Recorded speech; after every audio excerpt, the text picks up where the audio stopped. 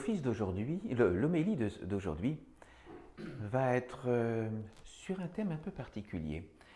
Euh, Olivier Manitara, qui est un maître essénien, avait écrit dans un ouvrage qui s'appelle L'Évangile de l'archange Michael, méditation guidée, mantra, invocation, visualisation, un guide complet et pratique pour s'approcher de l'énergie vibratoire de l'archange Michael et éveiller le feu intérieur secret. Donc ça, c'est le titre du livre qu'il avait écrit en 2006.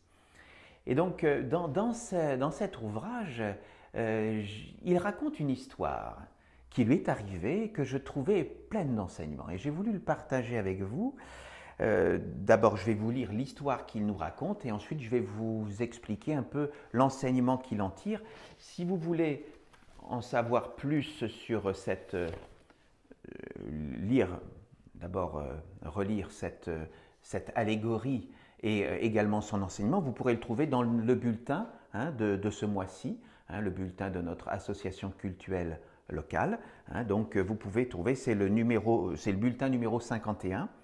Et donc, vous trouverez cette allégorie qui s'appelle l'allégorie de la chèvre et du poteau. Donc, je vous lis d'abord l'histoire que Olivier Manitara nous raconte.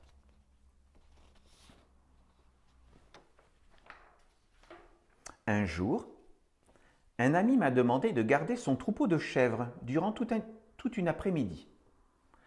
Alors que je devais conduire les chèvres dans un pâturage, une chèvre s'arrêta net devant un poteau.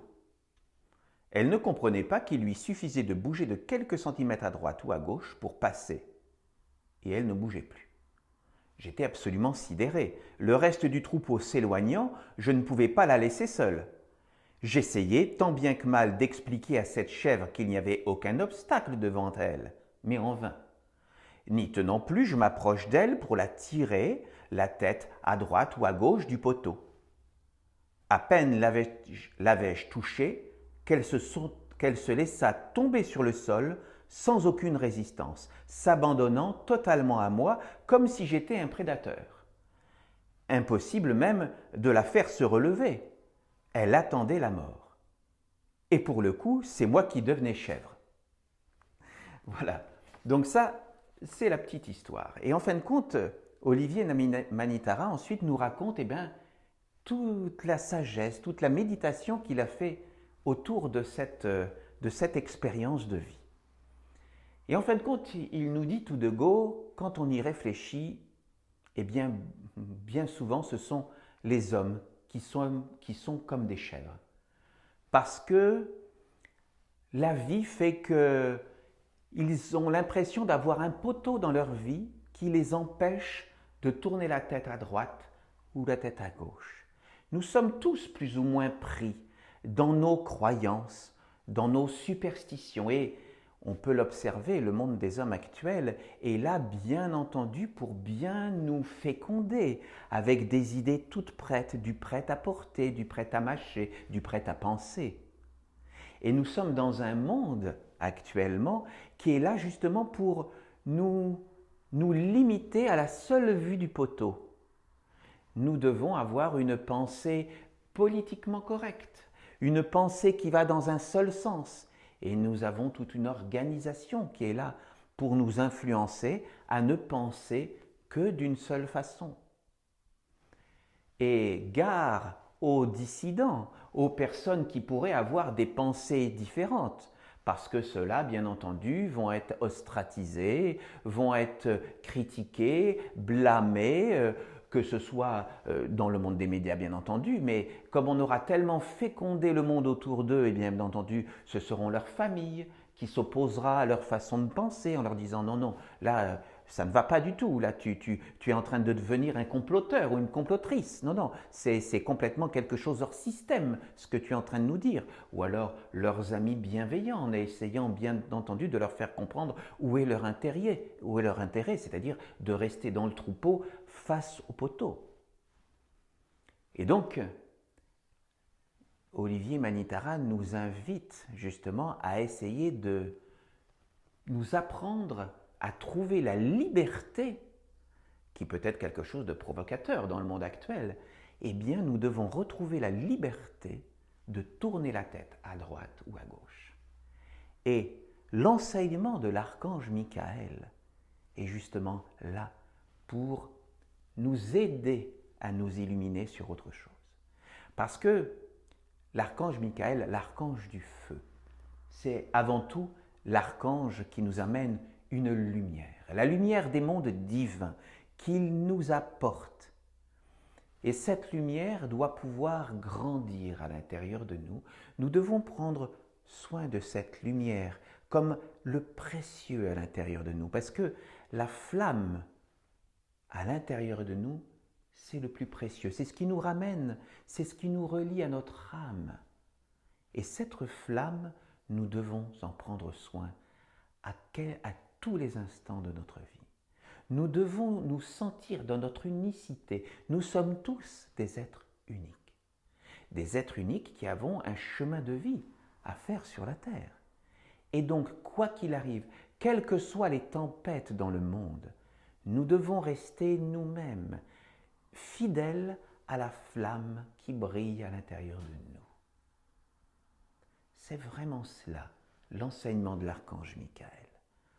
Quoi qu'il arrive, nous devons être fidèles à la flamme de vie, la flamme qui nous relie au monde divin à l'intérieur de nous. Et c'est elle le précieux que, en tout instant, nous devons protéger, quelles que soient les vicissitudes du monde dans lequel nous vivons. Nous devons vivre avec nos frères et sœurs de toute croyance, de toute obédience. Quand quelqu'un veut nous faire voter pour une chose ou adhérer à un système de pensée particulier, de soins particuliers, ou adhérer à une façon de manger, à une façon de consommer, nous avons le droit de vivre avec nos frères et sœurs, quels qu'ils soient. Et nous avons le droit de vivre en famille, et c'est quelque chose de précieux, de sacré, de vivre avec sa famille, quelles que soient les opinions de chacun. Mais nous avons le droit de vivre dans notre unicité et d'être qui nous voulons être sur la terre et de faire notre chemin, quoi qu'il arrive. Donc, nous avons le droit et nous avons même le devoir d'être avec nos frères et sœurs, quels qu'ils soient. Nous devons vivre dans le monde tel qu'il est. Nous devons même nous poser sur ce monde, avoir une vie professionnelle, avoir une vie amicale, sociale. Mais nous devons avoir des moments privilégiés pour nous, dans le sacré, où nous pouvons nous relier à quelque chose de pur et d'éternel.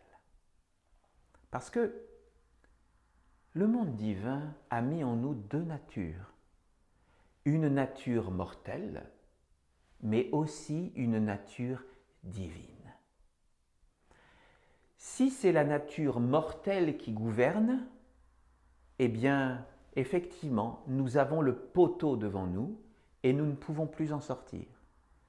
Mais si nous donnons la possibilité à notre nature divine de s'exprimer, eh bien, à partir de ce moment-là, nous nous donnons le droit de tourner la tête à droite ou à gauche et de passer le poteau et de le dépasser et de vivre avec les mondes divins, de vivre dans l'alliance. Et pour nous, c'est vraiment quelque chose d'important, cette alliance qu'a la nation essénienne avec la mère terre, avec les minéraux, avec les végétaux, avec les animaux, nos frères humains, avec les maîtres, les anges, les archanges et les dieux, pour rejoindre le Père. Cette alliance, nous devons la vivre et l'entretenir chaque jour.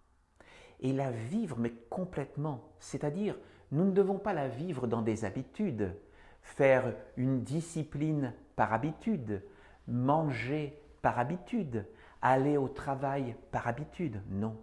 Lorsque nous vivons, nous devons le vivre pleinement. C'est-à-dire vivre en conscience que nous vivons dans cette hiérarchie et que l'être humain se trouve au centre de cette hiérarchie, avec les mondes visibles en dessous de nous et les mondes invisibles au-dessus de nous. Et nous devons vivre avec la joie, parce que la joie, comme je vous l'invitais à la vivre au début de cet office, la joie est vraiment un chemin magnifique, privilégié pour nous relier avec le plus subtil, avec le plus beau à l'intérieur de nous. Donc, j'ai envie de vous inviter, vous qui êtes ici et vous qui êtes en face devant votre ordinateur, vivez la joie à chaque instant de votre vie. Essayez de la développer comme un feu subtil à l'intérieur de vous, parce que quand vous êtes dans la joie, vous êtes avec le beau, avec l'éternel, avec le précieux à l'intérieur de vous. Et c'est ce précieux, cette vie, cette énergie de vie éternelle, c'est avec cela que nous devons vivre, c'est cela que nous devons développer et faire grandir dans notre vie de chaque jour. Parce que la vie, ce n'est pas simplement quelque chose que nous devons vivre en spectateur, nous devons vivre notre vie en acteur, en la vivant pleinement, pas simplement dans des automatismes. Quand nous mangeons, nous devons prendre un instant pour bénir notre repas et remercier les êtres visibles et invisibles qui ont fait ce repas et qui nous permet d'avoir de l'énergie pour que notre corps puisse participer à quelque chose de grand. Lorsque nous sommes à notre travail, nous devons remercier aussi pour ces instants dans lesquels nous participons, parce que nous essayons de faire de notre mieux pour vivre avec le monde des hommes. Cela nous permet d'avoir un salaire qui nous permet ensuite de pouvoir participer à quelque chose de plus grand que nous, par exemple en achetant une Bible, en faisant une offrande à une église, en participant de notre mieux aussi, en donnant du temps aussi à nos associations locales esséniennes. Donc, lorsque nous donnons un petit peu de notre temps, de cette énergie de vie, eh bien, nous participons à permettre l'éclosion d'une autre vie sur la terre, parce que lorsque nous donnons de notre temps, de notre énergie à une association, à quelque chose qui essaie d'amener Dieu sur la terre, eh bien, nous participons à quelque chose de grand et nous lui donnons de la force sur la terre. J'aimerais terminer cette homélie par une citation d'Olivier Manitara que je lisais et que je trouvais magnifique, parce que elle résume un peu ce que nous venons de dire, mais surtout, je trouve que la phrase d'Olivier Manitara que je vais vous lire nous donne une compréhension et une énergie particulière, et c'est pour ça que je voulais la partager avec vous. Et il nous dit « L'archange Michael est une force et une lumière dans l'homme éveillé qui accepte de se battre pour une cause divine, pour des idées éternelles, pour la victoire de la lumière, de l'amour, de la beauté sur la terre et dans toutes les sphères d'existence de l'humanité. » Alors, l'archange Michael descend dans cet homme comme une colonne de lumière vérité, et l'homme devient à son tour une colonne dans le temple du Très-Haut, unissant le haut et le bas dans l'alliance de lumière. Cette colonne, c'est le bâton de Dieu, le poteau sacré, le totem, la baguette magique qui, au lieu d'être devant l'homme pour lui barrer la route, entre en lui pour l'éveiller dans la sagesse des mondes. Je vous remercie de votre attention.